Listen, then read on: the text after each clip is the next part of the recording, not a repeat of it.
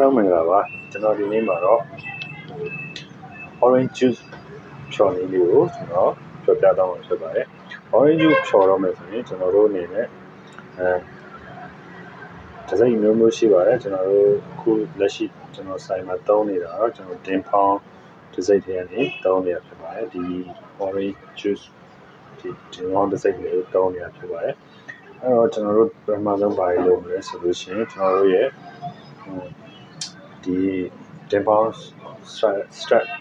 အရေးလို့ပဲအဲ့ကောင်ကိုကျွန်တော်တို့ကဘယ်လောက်သုံးမလဲဆိုလို့ရှိရင်ကျွန်တော်20 ml လောက်သုံးတယ်အဲ့တော့သူ့ကိုဖြော်ဖို့အတွက်ကျွန်တော်တို့ ml ချိန်ခွက်ကလေးတွေငေါ်လေးတွေရှင်းပြမယ် shaker လုပ်မယ်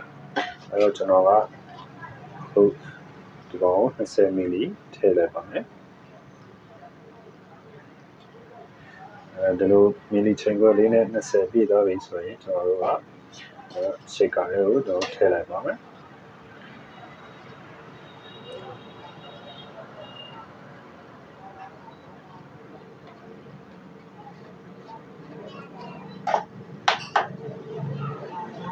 shaker လေးကိုကျွန်တော်ထည့်ပြီးတော့ဆိုရင်ကျွန်တော်တို့ဒီမှာရေကတော့ကျွန်တော်တို့150လောက်ထည့်လိုက်ပါမယ်နော်ရေ150ထည့်ပါမယ်ဒီခွက်နဲ့ဒီခွက်က100 ml ခွက်ပါ100ထည့်မယ်ပြီး50ထည့်ပါနော်ကျွန်တော်ခွက်ထဲကကျန်တဲ့အစီအမက်ကလေးကိုကျွန်တော်တို့ဒီလိုမွေနောက်ပြီးတော့မှဒီလိုအကုန်လုံးခလာပြီးတော့မှကျွန်တော်တို့ထည့်ပါမယ်ထည့်ပြီးတော့ရင်ကျွန်တော်တို့ကတခြားရေကတော့ကျွန်တော်တို့20သို့မဟုတ်30 ml လောက်ထည့်ရရပါတယ်20သို့မဟုတ်30 ml ထည့်ပါမယ်ဒါဆိုရင်ကျွန်တော်တခြားရေကိုယူလိုက်ပါမယ်ဒီတခြားရေကိုကျွန်တော်တို့ကဒီမှာနေရာလေးကတပန့်ကိုကျွန်တော်တို့အနည်းဆုံးနေရာလားမသိကျွန်တော်တပန့်ကိုဒီကောင်တပန့်ကိုကျွန်တော်တို့10 ml ထွက်တယ်ကျွန်တော်ကတော့အချိုရမ်းမကဲနေတဲ့အတွက်နှစ်ပန့်နှိပ်လိုက်ပါမယ်နှစ်ပန့်ဆိုရင်ကျွန်တော်20 ml ဖြစ်ပါတယ်ဟုတ်တယ်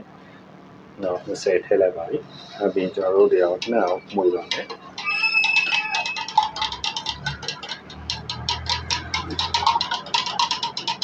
မွေပြီးတော့ရင်ကျွန်တော်တို့ကဒီကောင်ကို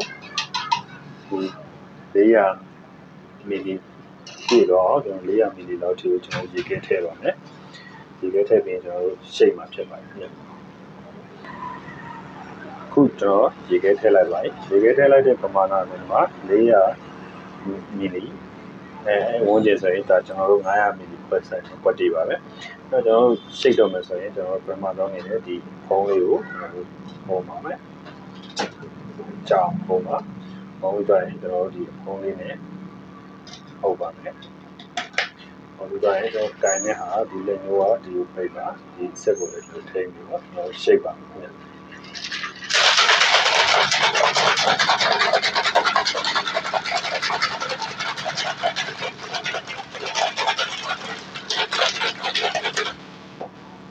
ခုလိုရှယ်ပြီးတော့ရင်ကျွန်တော်တို့က